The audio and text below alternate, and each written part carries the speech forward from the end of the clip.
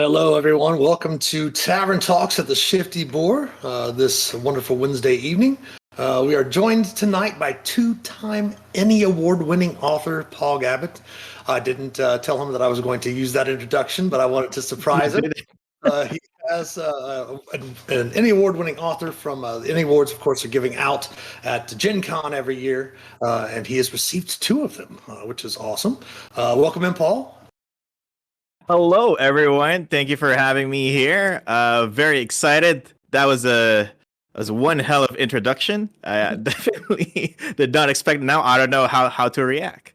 But yeah, thank you. Just so everyone knows, Paul and I work together with Ballman Games, where we run events for virtual D&D weekends.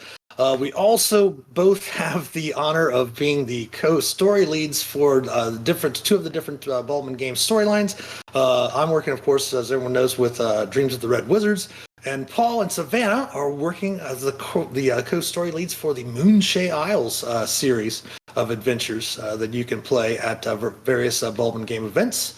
And again, welcome in. We're going to just ask Paul a few questions, similar to some of the questions we've asked of our different collective members as we've had them on in the first few weeks of streaming. It is as our Twitch producer informed me, it is our 6th week of streaming tonight, or this week, I should say. So thanks everyone again for the support. But let's go ahead and get into some of the questions with Paul. First. Don't worry, this is nothing too crazy. Is there a pass or fail at the end of this? Oh no, not at all. You've already passed with flying colors. First, of course, when did you first hear about D&D, Dungeons and Dragons, and when did you begin playing D&D? First one is when I was in high school. So I actually studied in the U.S. for like 3 or 4 years. So it was in high school. I was there in New York, upstate, in Newburgh, where it's all trees. There's nothing there but trees. So when I get some friends, play some D&D, I was invited, and we only played for like 3 sessions. And I have this core memory because my dungeon master gave me a mount, like a white wolf mount, and this magic axe. And then like on like our 3rd session, I broke it. And then I was like, all right, you know what? Next session, I'm going to find a way to fix it. And then that session never came. And then like years passed.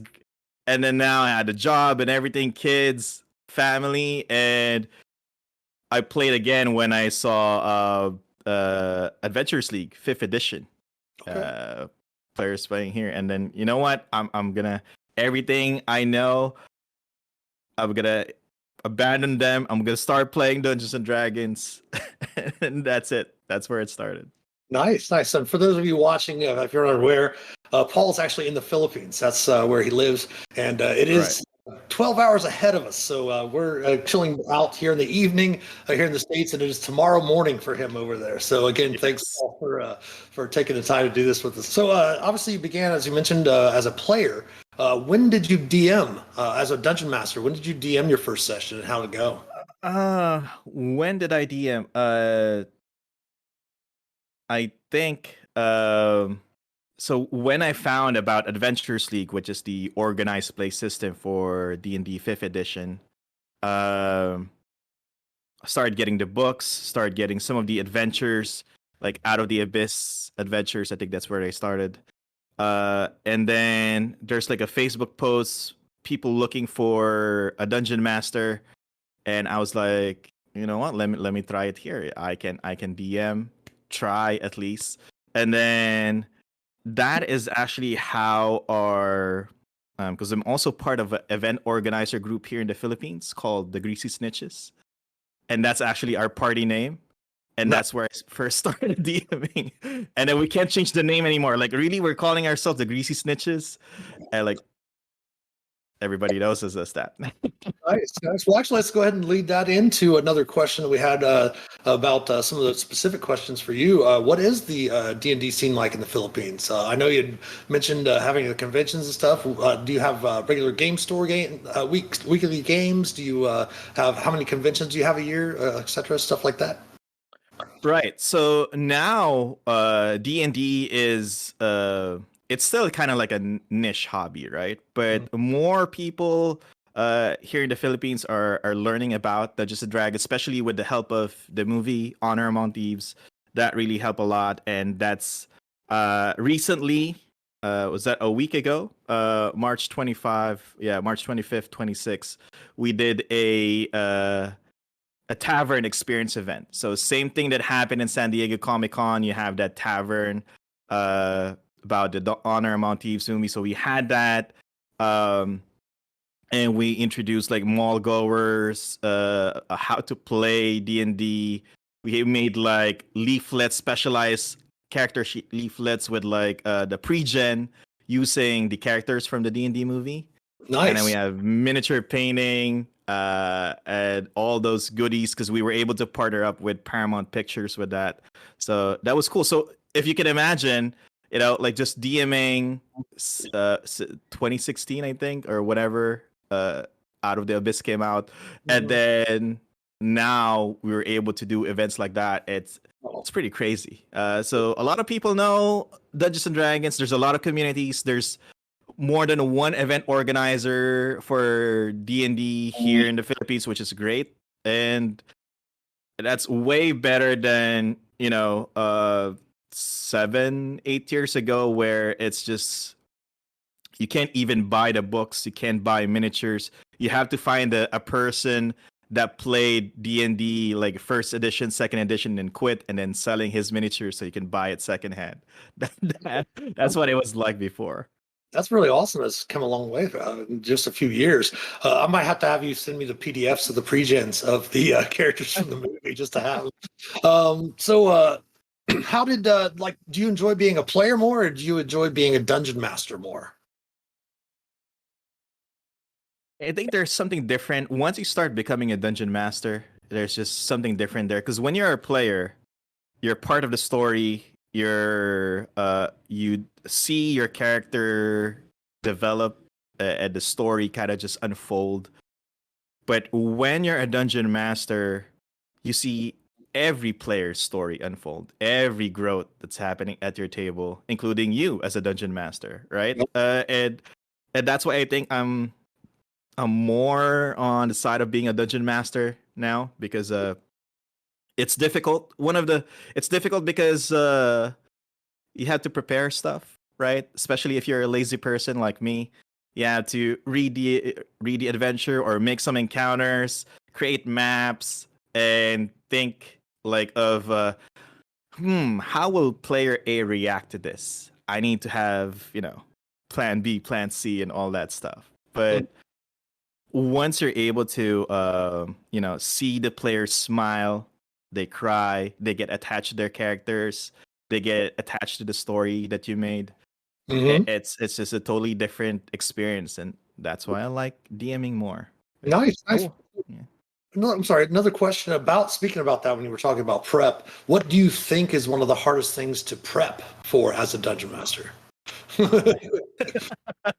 Everything? No. I'm just kidding. No, being a dungeon master is actually easy. Way easier now because of the digital tools that we have. Yeah, it's just I am super lazy, and I think a lot of dungeon masters can relate to that. That the first year, excited to prepare the stories that you want to tell, and the maps. But for me, I think the hardest part, for me personally, is how can I make my players enjoy my game for each session that we make. So if I'm gonna have a game tonight, how can I make sure that they enjoy it? What part in our session can I make them either laugh or have like a shocking reveal, or something similar, right? Yeah. And thinking about that part is the hardest one for me because the maps I could just get one to some Patreon site or whoever's have him in Roll20 or in DM's Guild. An adventure, there's a lot of pre-written adventures, so those ones are kind of easy to do. Speaking of pre-written adventures and such like that, being one of the co-story leads for the Moonshay Isles adventures for Baldwin games. Some of the how many? I think you had six. Was it six adventures released at Winter Fantasy this past February? Right. So our new storyline for Moonshade Isles, which is set in the Forgotten Realms, is called Malefic Delusions. So we release 6 adventures and 1 epic. And the epic, I wrote that one because I've never written an epic before. I'm like, all right, I got this job. Better better make sure that I get access to the epic and write one. Yeah. So, so far, the feedback that we receive are good. Even the epic, I was expecting that. You know what? Does Paul even know what he's doing when he wrote this? Because I just put all the shenanigans that I know. This is what I want from an epic and all that stuff. But people like it, and when it gets released in DM's Guild, hopefully more people will be able to enjoy that. Yeah, they are working on them. We do have a couple of awesome people that worked with the previous storylines that were working with Baldwin Games. It is working with the layouts and the editing and all that. And oh man, pretty crazy good. Yeah. Yeah, and I think the first one, obviously the first one's coming through. I think are Dragonlance, since they premiered first back in December. Yep. We're going to start working on getting the Dreams of the Red Wizards and the Moonshade stuff out to the DM's Guild. I have not had a chance to. Obviously, I've been working with the Dreams of the Red Wizards. Speaking of epics, I'm actually working on the plot synopsis for our epic that's supposed to premiere at Origins. I always get the synopses done, and I send those off to Cassandra, who's my co-lead with that. She actually goes through and does all of the groundwork by putting the outlines for the authors together, which is really great. So yeah, I'm gonna have to pick your brain a little bit about the epic, because this is going to be my first plot synopsis for the epic as well. So, but yeah. Sure. Send me your notes, and then wink, wink. If you want to get a peek, just message me. Yeah. So, is there anything that you, like I said, I haven't had a chance to even have a chance to look at the Moonshade adventures yet so far. I haven't had a chance to run any of them. So, can you tell us a little bit about the opening story, about some of the stuff that's going on, or is that something that's still in house right now? Sure. I can reveal some stuff whenever people ask me to. Yeah. Tell you.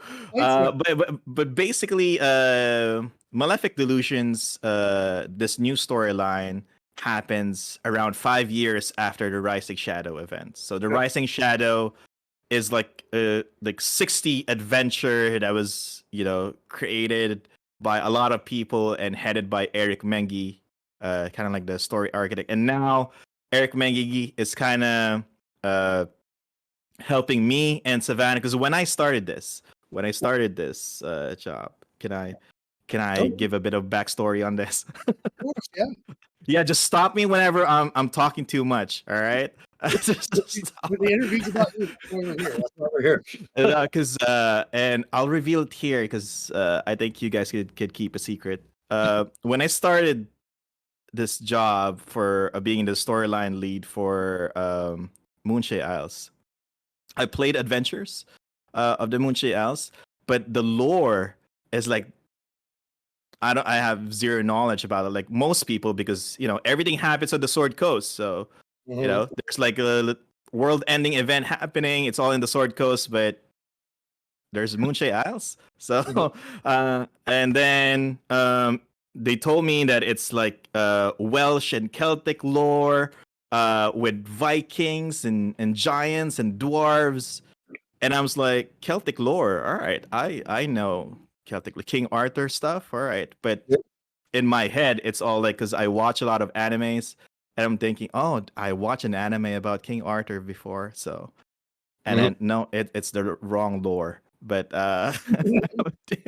so that's why I'm reading all of these adventure source books and everything. But yeah, going back, Malefic Delusions, 5 years after Rising Shadow events, it's a time of rebuilding, a time of peace, a time for get back on your feet now that the problem from the previous storyline is over.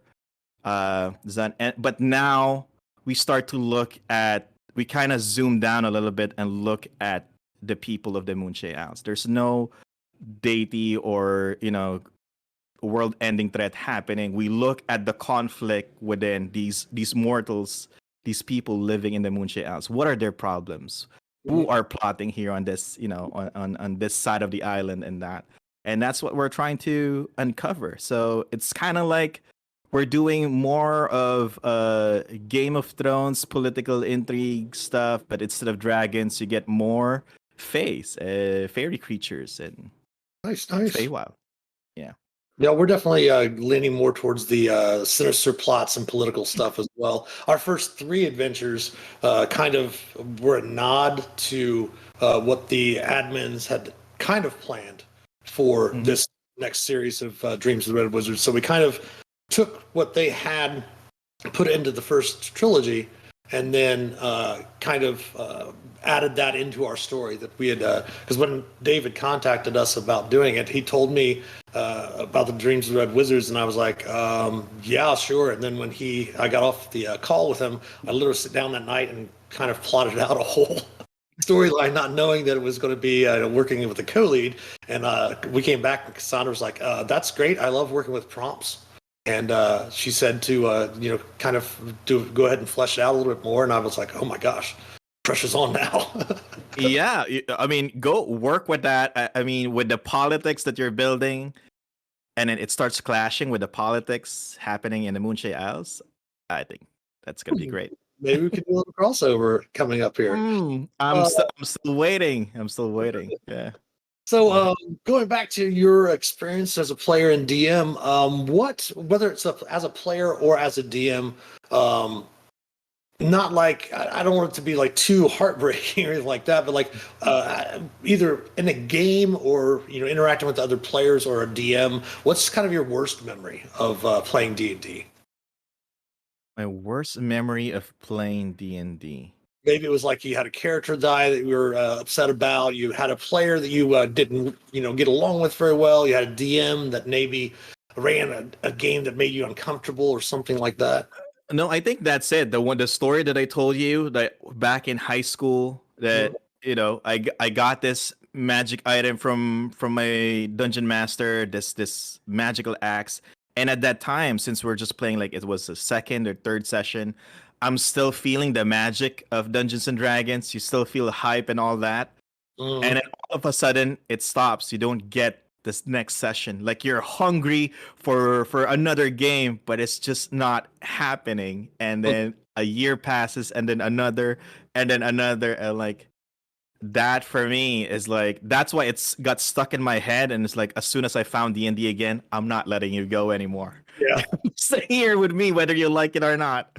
Exactly. So on the flip side of that, what's your most favorite memory of playing D&D, or your best memory? All right. And if you got multiples, if you got a couple of them, that's fine too. Yeah, I think I don't know if this is a good example, but one of the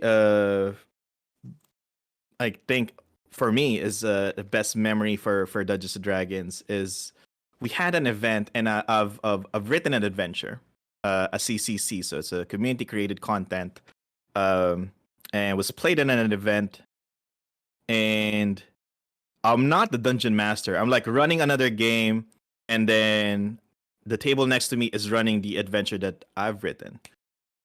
And then at the end of that 4-hour session, I saw like half of that table crying, like legit tears and like makeup fall. I don't know. And they're just bawling, and I'm like, wow. So they're either they really hate the adventure, or they got too attached to the character in that adventure that I wrote.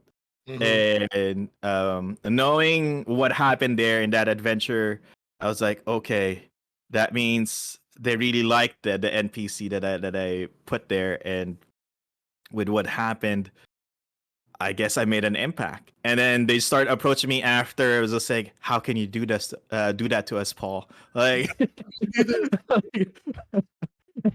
like, I'm sorry, but yeah. Now they're interested, and now they want to play more games. And it's like a 11 1-4 adventure, so it's supposed to be like a basic, fetch quest or something like that. But it turned out that they like the adventure so much, they want to play more D&D, and they saw that even at that level range, you can have a good storytelling Mm-hmm. happen. Oh, And yeah, and that motivated me to write more stuff. Um, and another, I think, is the support that I got from my friends when I started writing adventures. Because again, yeah. I'm not a writer. And when I was, back in school, I hated English. In the language, right? Uh, yeah.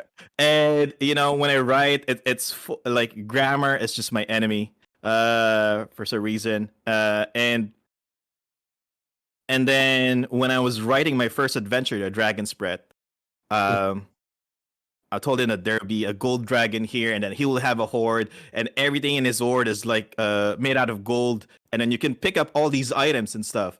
And then so you have a golden sword, golden axe, and then my friends who I play tested with started laughing when they got these swords. Oh, so I have a sword made of gold? So it's just wobbly and stuff. It's very malleable. And I'm like, yeah, it doesn't make sense. It should be gilded. Yeah. Gold. Yeah. So yeah, we had fun. I actually, I think because these were my friends, right? Yeah. They made fun of the adventure at all, which is all fun and good. But the fact that they were able to give the honest feedback Yeah. about everything wrong in that adventure, was able to correct. I stopped writing for 3 months after that playtest because I was like, maybe this is not such a good idea. It's like I write the crappy adventure. Why would I continue to do that? But then, after 3 months, you know what? Let me try to correct this one after the other. Mm-hmm. It's And also good then, play testing yeah, with your friends because, like you said, they do give you really honest feedback. And right. sometimes when you're working with a group of people that you may not know, like interpersonally, you might not have an interpersonal relationship with. Sometimes, at least from my viewpoint, I take outside criticism fairly hard Right. myself. But when it comes from my friends, it is a lot easier. That's why I do have when I do write my different adventures, I try to have my friends play test them specifically for that. That Right. same reason. Like I had, as you were mentioning it earlier with people crying, I wasn't I didn't understand why. I had during the Rising Shadows, I'd written Moon 9-1, Dark Moon Mhm. Rising, and I had a character in there named Thora. And she was basically supposed to be there. She's a scrappy kid. She was the daughter of like the well, I don't say protagonist of the town or whatever. But everyone viewed her as like something that needed to be taken care of. And I was like, I didn't understand. Maybe I'd put something in there differently, which is, but it's always great having, the players come up to you and say, oh man, that was such a great adventure. It was so much fun. But why did you make that? And I was like, I didn't make her that way. That's why I asked you when I found out you're doing Moonchase. It's 5 years after that. She was about 11. Make her like 16 and make her a kick-ass warrior or something. Sure thing. Yeah, we could definitely talk about that. And yeah, that's basically what I'm doing now. That's why I'm reading all these adventures, all these books, everything related to the Moonshade Isles, and see what hooks can I use, what unfinished stories can I, add on to and actually finish myself. So it's all good. And again, feedback for me, even if we're not friends, I don't know you, it's the first time we played, you are free to give me feedback. I will cry. I'll probably yell as well. I'll cry after you tell, but you can be super honest. It's fine. I'm not gonna be mad. I'm just gonna be sad for like 5 minutes, but it's gonna be okay. Yeah, yeah. I completely understand that feeling as well. So what as a DM, what is one piece of advice that you might give to a veteran dungeon master? We always talked about when we would do the mentoring team would do the office hours for on the BMG channel. We always talked about how it doesn't matter how long you've been a DM, you can always learn something. Right. So as a veteran dungeon, as a DM, what is something you could tell a veteran dungeon master? A bit A of advice. veteran Yeah. dungeon master. Um, if you're a veteran already, Uh, I would say, uh, do not forget why you're running games. If this is an advice for veteran dungeon masters, because sometimes if you've already DM for like 4 years, 5 years, 10 years, 30 years, right? Old school, 40 years. Don't reveal your age. All right. But yeah, if you DM for a long time, there will be times where you get burnout. There will be times where you will have this love and hate relationship with this hobby of ours, right? Mhm. And there'll be times like, you know what? Oh man, it's Sunday again. I have to run a game for these guys, right? I have to prep a map, and what else can we do? I'll just do this instead, and that.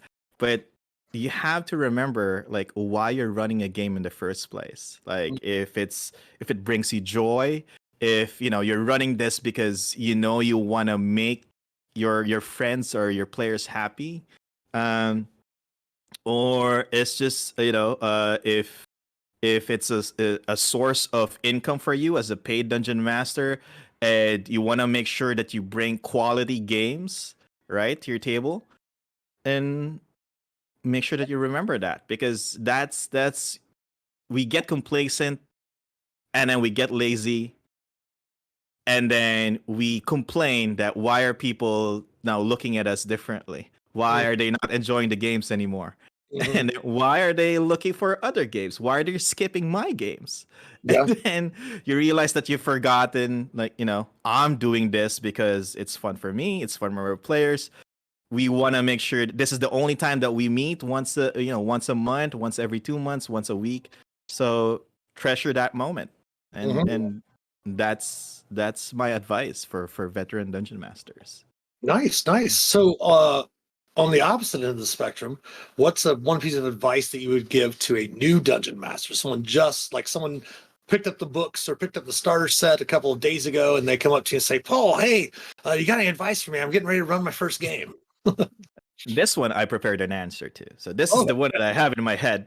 gotcha. Just like the other one. Oh, veteran dungeon masters. What can I say to them? But for new dungeon masters, do not be afraid to fail.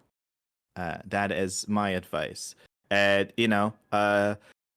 I know being a dungeon master, playing D&D, because it's a social game, Mhm. right? If you're Unless you're playing like a one-player D&D mode, but if you're playing with a group of people, it's a social game. It's a collaborative storytelling, and it can be pretty intimidating. Like again, you go with a group of people, you imagine stuff together. It gets awkward, it gets weird, right? Um, When you first start trying to role play, yes, yes, definitely. Exactly, right? And then you sing a song. Why is this dude singing? Like, what's his problem?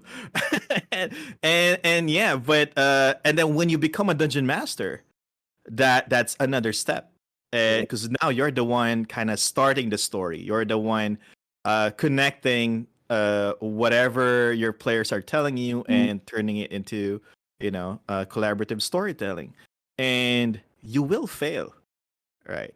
I will Mhm. tell you that now. You will forget the rules. You will forget that this particular player just told you something important. You will fail. You will fail in, running a combat encounter. You will fail to bring the right props for the game, all that stuff, Mhm. right? But that's part of the game. Yeah.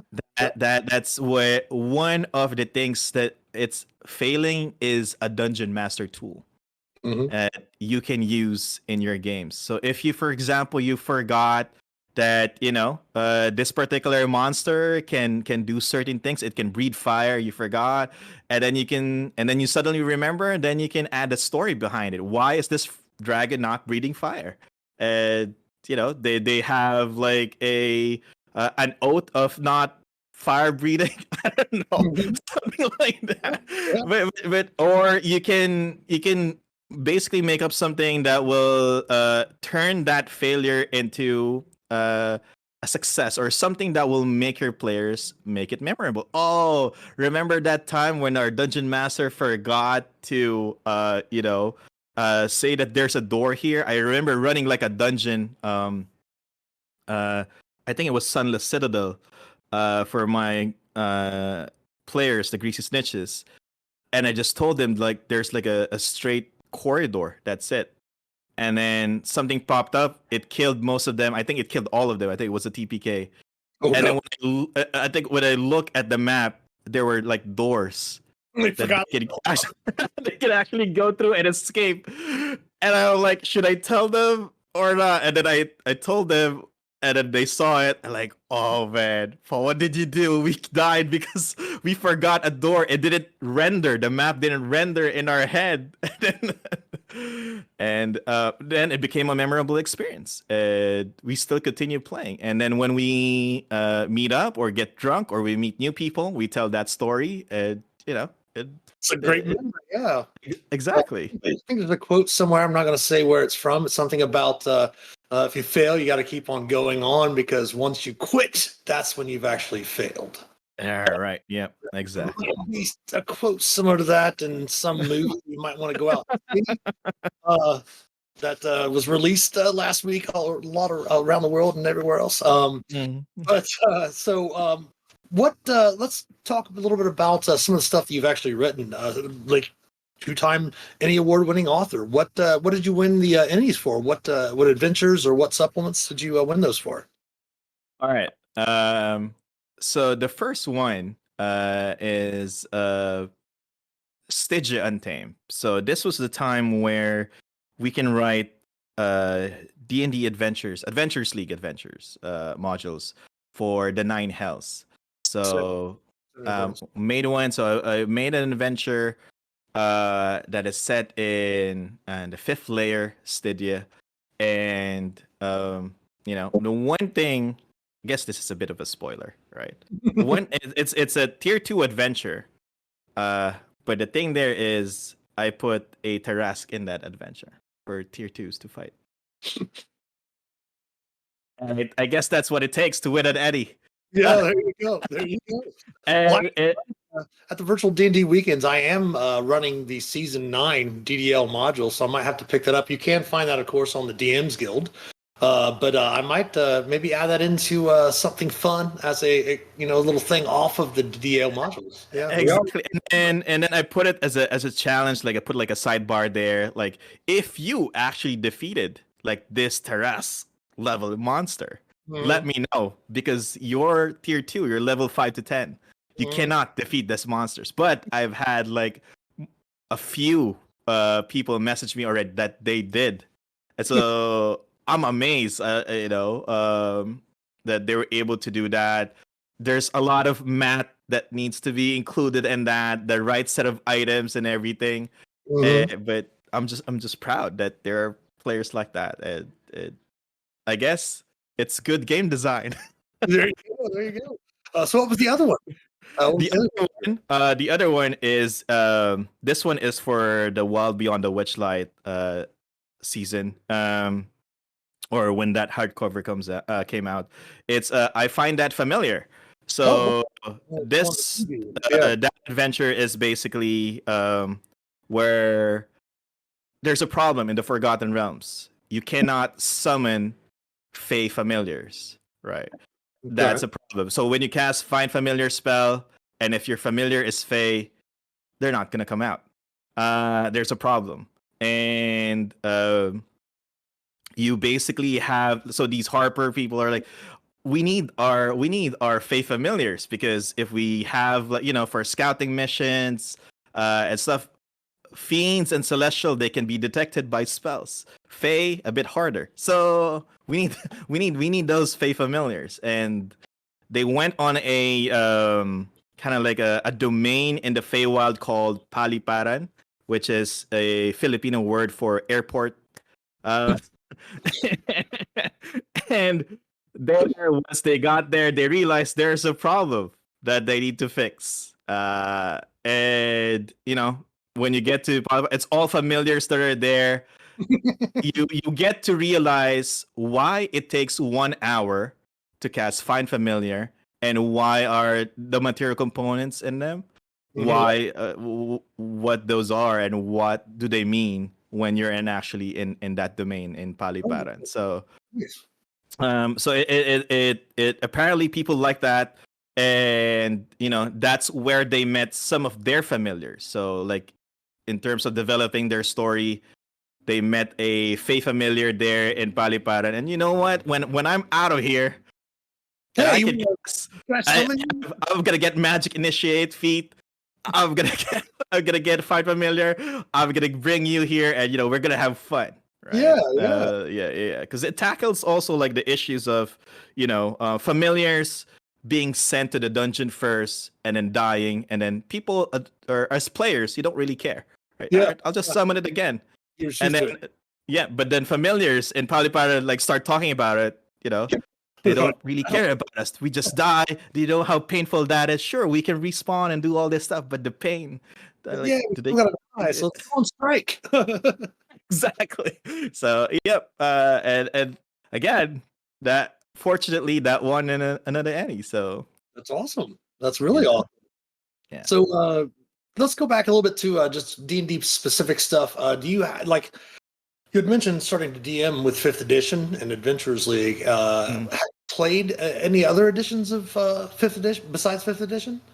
In When I was in high school, that 2 to 3 session, I think it was 3.5 when I was confirming it with my first dungeon master, who I'm still in contact with, Eric. And yeah, I think it was 3.5, and then after that, that's it. I played like one session of AD&D, I think, with the taco and everything. Set in Barovia, and that was fun for me. But other than that, I'm mostly a 5e baby, basically. So what's your favorite class out of 5e? For 5th edition, if you don't notice it, you haven't noticed it yet, I'm a pretty lazy person. So barbarian for me is the best class, because every time I need to build a character, just make a barbarian. It's kind of like in video games, just point and click, like point and shoot, and then that's it. And that's all I do as a barbarian. And then because I do great in damage, I do great being a hero because I'm always in the front lines. Yeah, yeah. I always get the credits with minimal effort. It's true. Right. So if you're making a barbarian, what's your favorite race in 5th edition? Especially when Canaan's Tome of Foes came out, you have all these extra stuff that you can play as well from the different parts. They did away, obviously, with the Player's Handbook +1 and Adventures League. So if you could make a barbarian of any race in 5th edition, what would it be?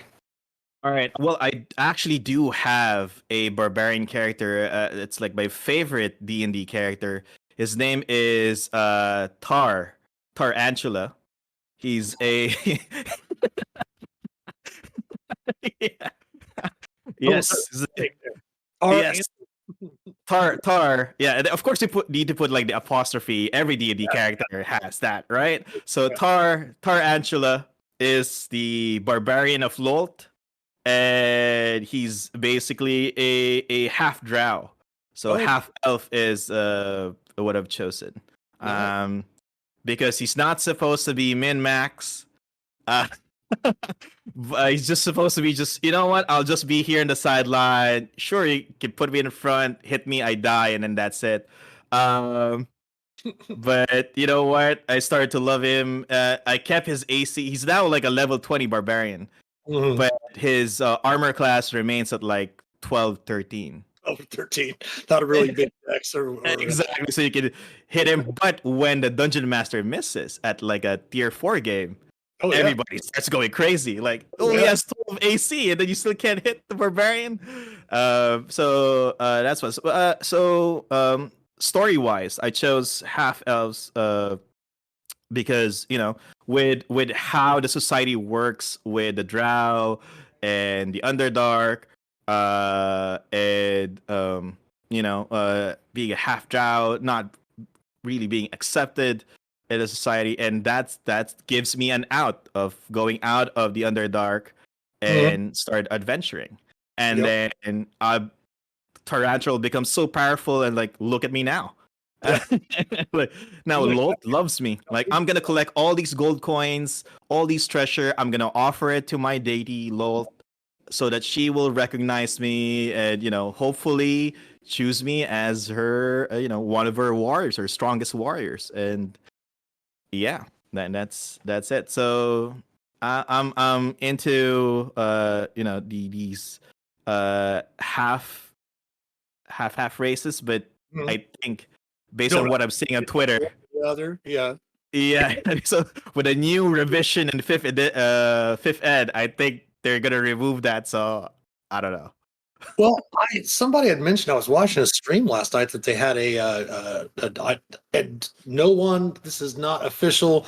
This is not Right. being confirmed. This is just something I heard from a stream where there was a bunch of creators together at an event recently, and I was not privy to the meeting, but I did hear yesterday that One D&D, even the name One D&D, is kind of going away. That Right. not going to be sixth edition. It's going to stay. 5.5. Yeah, it's just going to pretty much stay fifth edition. They are going to overhaul some different rules, but the reactions that they've been getting from some of the feedback from the playtest content that they put out on a D&D Beyond, some of that is kind of going to the wayside. So again, Right. that is not official. I just happened to hear that. With some of the inside stuff, Paul and I do know a few people in the industry here and there. We might get a bit of information every once in a while. So I currently myself, I do not know if that's true or not, but that is something that I heard yesterday. That's the rumor table in this tavern. There you go. Yeah, this is here in the Shifty Boar. That is the rumor that's going about. Whether it's true or false, your DM will know. Close. Yeah. Exactly. So you made the half elf. Is that the type of races that you like to play mostly, or just the like half and half that kind of don't fit into society, or do you have a specific race that you really enjoy in fifth edition?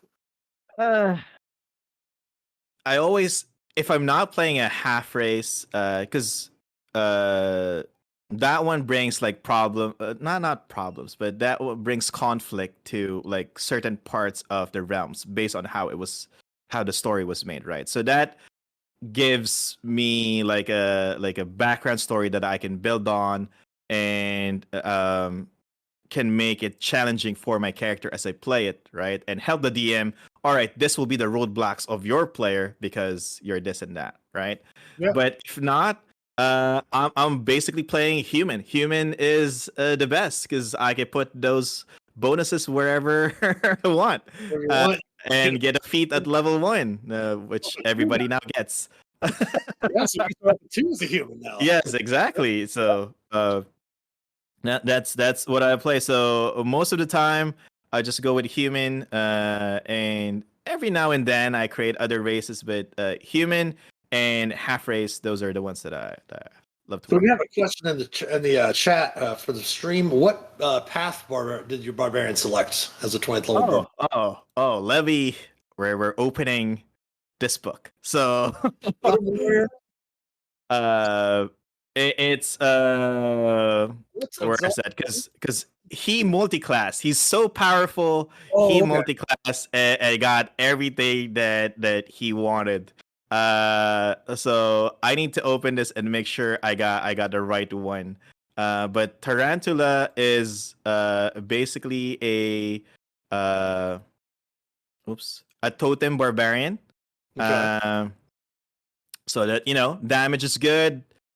You can take all of it with a 12 AC. I can take all of it except psychic, right? And then he became a warlock because Why not? yeah, why not? Because he needs to worship Lalt, right? He finally gets recognized by Lalt.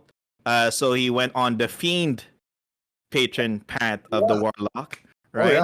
And got the blessing of Lalt, and also give him some bonus damage as well, and spell slots.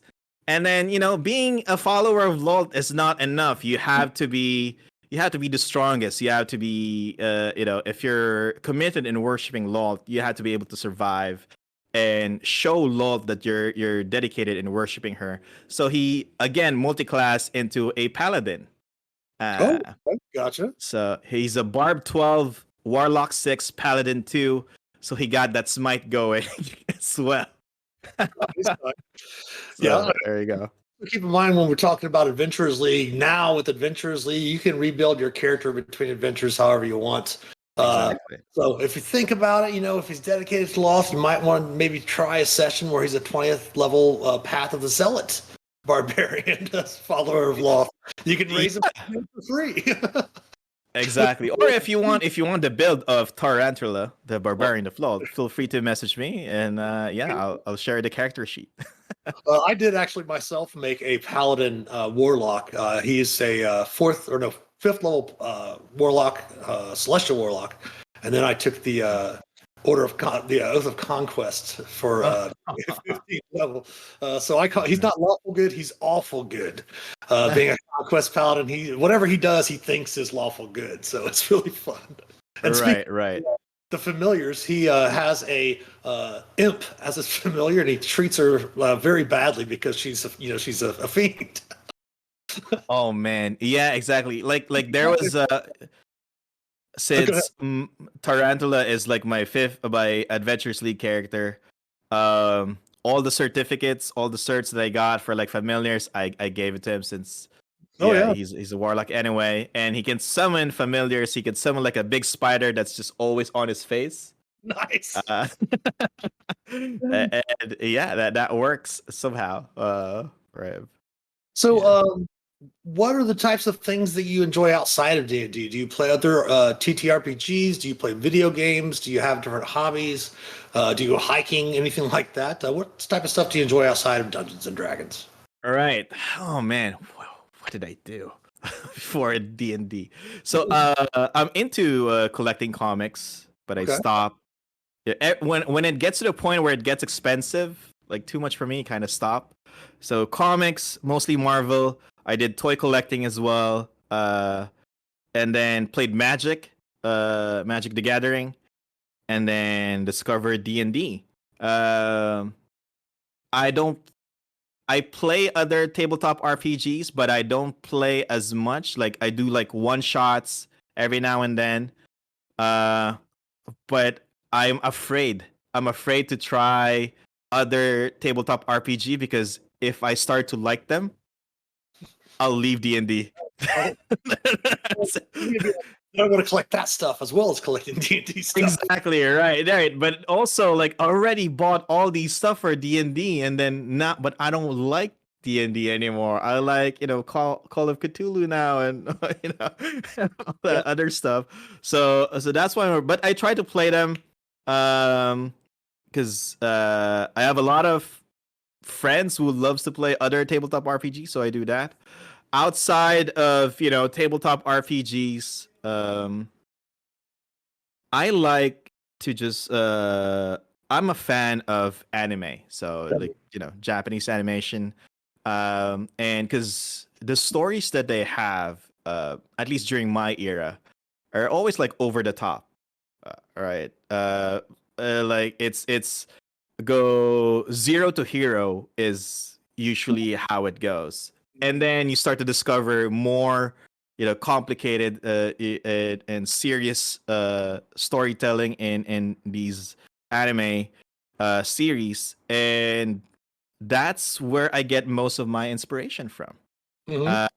And that's basically how I started writing Dungeons and Dragons adventures, because you're like, for example, the Stygia Untamed that has that Tarask level monster.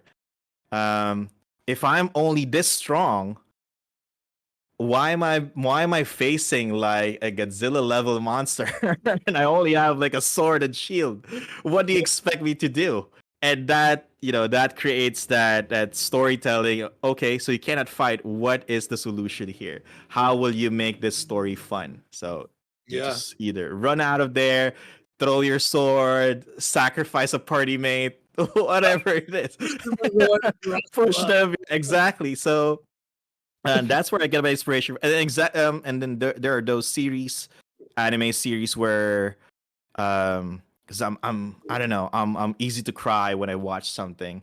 And whenever I cry, after watching an episode of something, I go back to my computer and like, all right, maybe I can tell the story exactly.